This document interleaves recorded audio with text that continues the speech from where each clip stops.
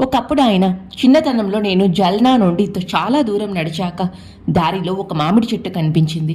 దాని పిందెలన్నింటినీ పురుగులు పట్టి ఉన్నాయి. నేను దాని బోదెకు ఇనుప మేకు కొట్టాను.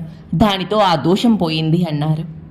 ఈ జన్మలో కూడా లెండిలో ఆయన ఒక రావి మొక్క, 2 వేప మొక్కలు నాటారు.